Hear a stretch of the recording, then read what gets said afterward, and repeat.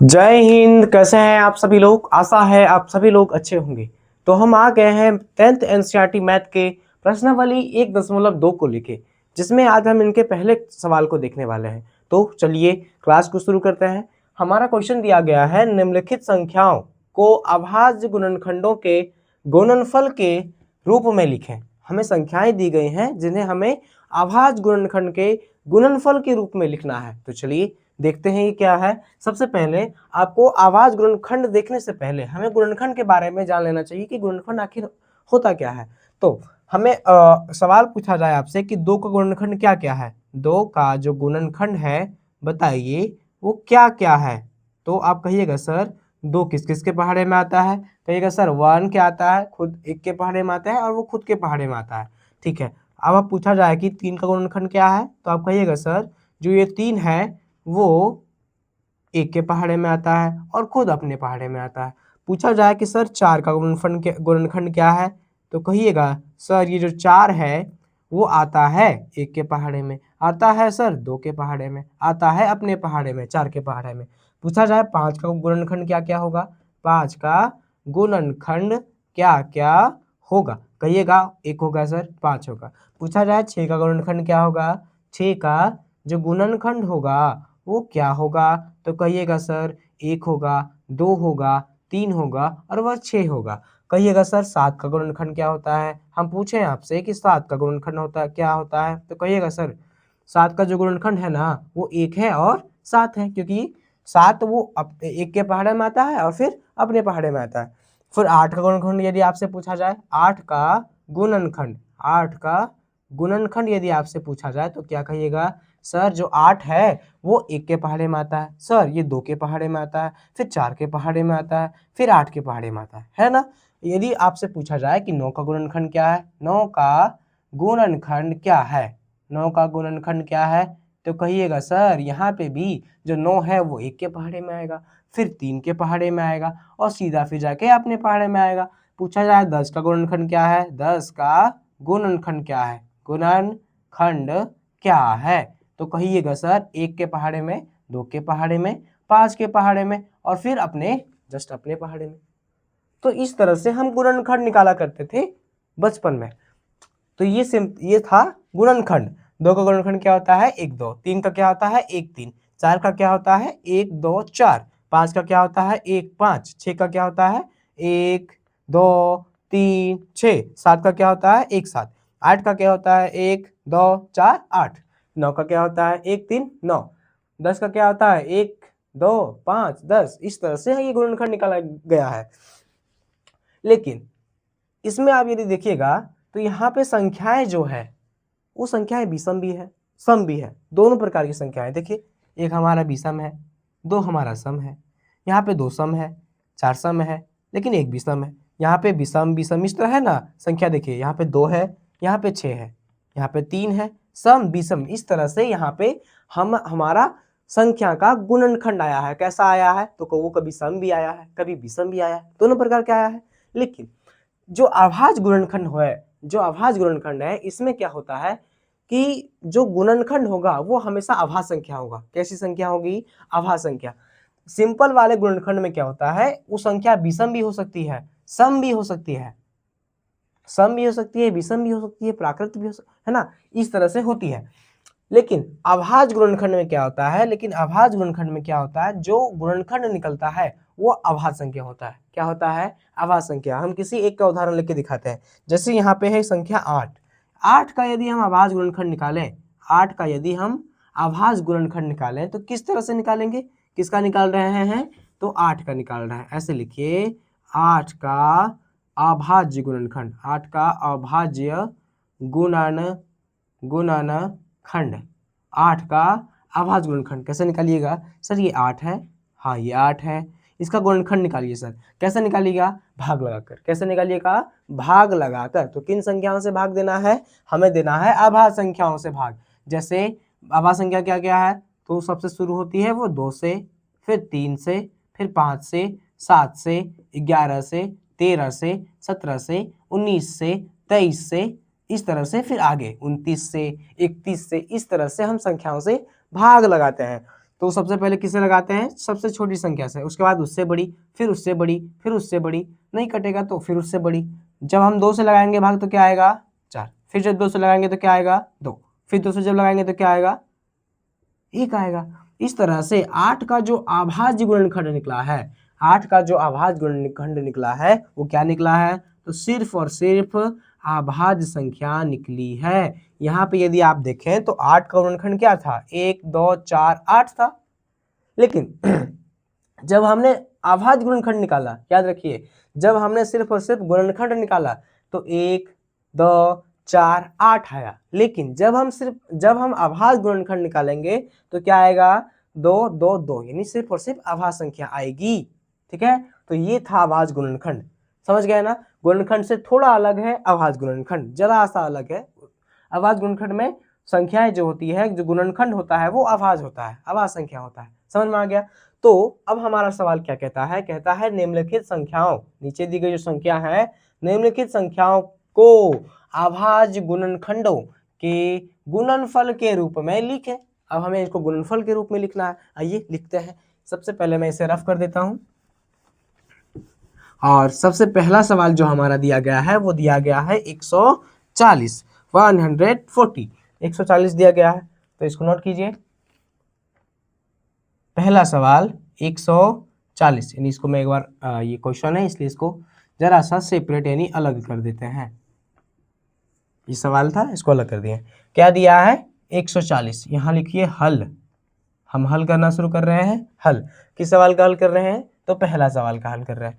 सवाल क्या है 140, और हमें निकालना क्या है, बताइए फटाक से, हमें क्या निकालना है, बोलिए सर, हमें निकालना है अभाज्य गुणनखंड। क्या निकालिएगा, अभाज्य गुणनखंड निकालना शुरू कीजिए। सबसे पहले यहाँ पे हम बोले थे किस किस से भाग देना है, 2 से देना है, 3 से देना है, यानी अभाज्य संख्याओं से भाग देना है, फिर 5 से देना है, 7 से देना है, 11 से देना है, 13 से देना है, 17 से देना है, 19 से देना है, उसके बाद 23 से देना है। लगभग सभी संख्याएं इतने के बीच में कट जाती है, वो सिंपल आउट हो जाता है। ठीक है, तो 2 से जब भाग देंगे तो आ जाएगा 70, फिर जब 2 से हम देंगे भाग तो कितना आ जाएगा 35, और फिर हम जब 5 से देंगे तो आएगा 7, और फिर 7 से देंगे तो आएगा 1। आइए अब लिखिए कि जब हमने 140 का अभाज्य गुणनखंड किया, ऐसे देखिए 140 का अभाज्य गुणनखंड, तो सिंपल ही लिखिए बेस्ट रहेगा। 140 का जब हमने अभाज्य गुणनखंड किया तो क्या क्या आया, कहिएगा सर 2 आया, फिर पुनः हमारा 2 आया, फिर हमारा 5 आया, फिर हमारा 7 आया। ठीक है, ये हमने गुणनखंड निकाल लिया। अब इसे आप थोड़ा सा स्टैंडर्ड फॉर्म में लिख दीजिए, क्योंकि आप 10th के विद्यार्थी हैं। तो लिखिए हमारा जो 2 है वो कितनी बार आया है, 1 2, तो लिखिए 2 पे पावर 2। हमारा 5 कितनी बार आया है, 1 बार आया है, तो 5 पे पावर 1। हमारा 7 कितनी बार आया है, 1 बार आया है, तो 7 पे पावर 1, लेकिन 1 का तो पावर में वैल्यू ही नहीं, 1 का तो 1 ही रह जाएगा।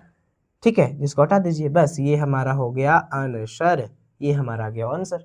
फिर सवाल नंबर उसी तरह से दिया है, देख लीजिए थोड़ा सा, है ना। सवाल नंबर दिया है दूसरा, जो कि है 156, इनका भी हल निकालते हैं। सवाल नंबर दूसरा का हल लिखिए, हल करना शुरू कीजिए।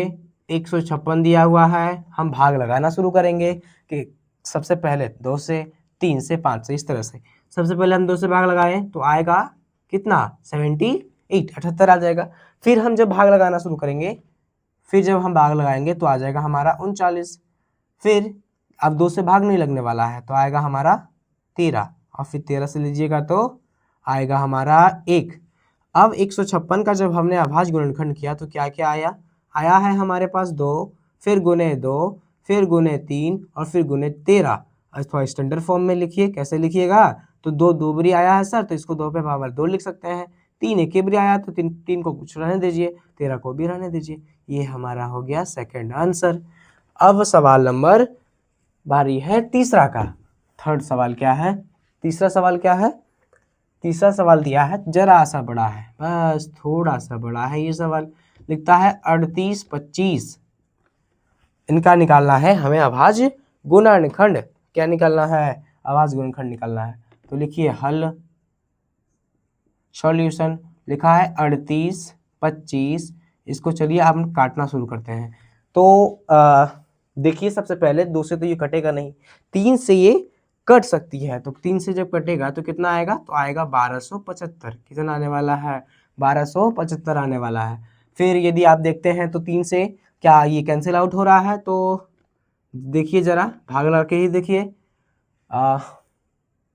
हाँ 3 से ये कट जाएगा, तो आने वाला है हमारा कितना, हमारा आ सकता है 425, है कि नहीं, हाँ हमारा आ जाएगा 425।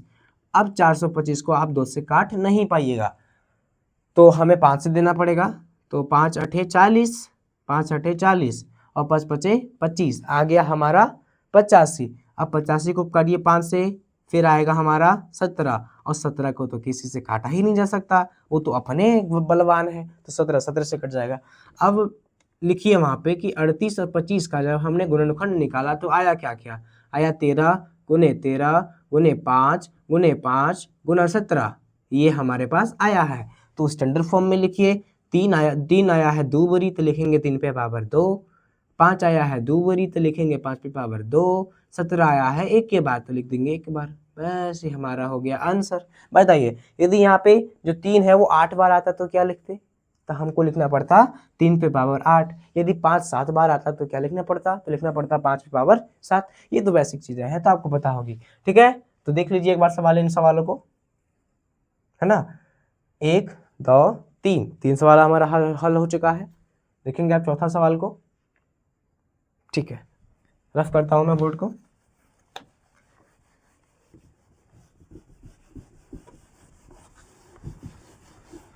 चलिए सवाल नंबर चौथा जो है वो हमारा कह रहा है ऐसे, कह रहा है कि मैं हूं 5005। अब हमको दिखाइए आप गुणनखंड निकाल के दिखाइए, जरा दिखाइए 5005 का गुणनखंड निकालना है। तो हमको पता है सर ये 2 से नहीं कटेगा, 3 से भी नहीं कटेगा सर, ये कटेगा 5 से। 5 से जब दीजिएगा तो आएगा 1001।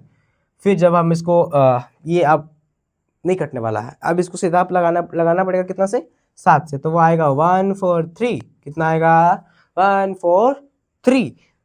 अब 143 को आप काटिएगा 11 से तो आएगा हमारा लगता है 13, और 13 को कैंसिल आउट कीजिए 13 से तो आएगा 1।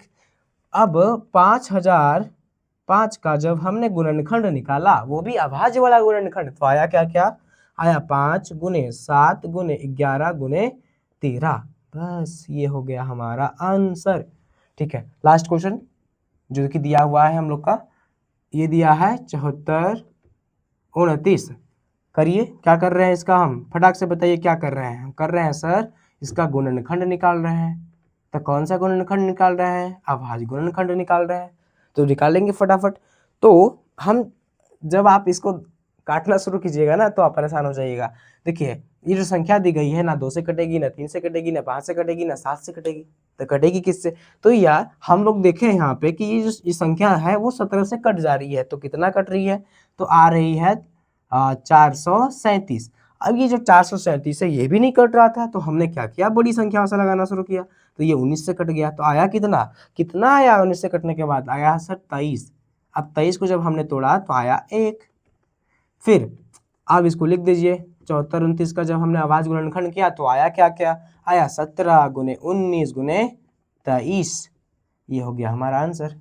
बस यही था। इतना इजी सवाल देके बिहार बोर्ड दिखा रहा है कि आइए नंबर लूटिए, हम बैठे हुए हैं, आप लोग लूटिए जरा से, है ना। तो ये सभी सवाल आपको प्रश्नावली 1.1 के क्वेश्चन नंबर 1 में देखने को मिलेंगे, ठीक है। बस आज के लिए इतना ही, मिलते हैं इसकी अगली क्लास में, तब तक पढ़ते रहिए, सीखते रहिए। जय हिंद।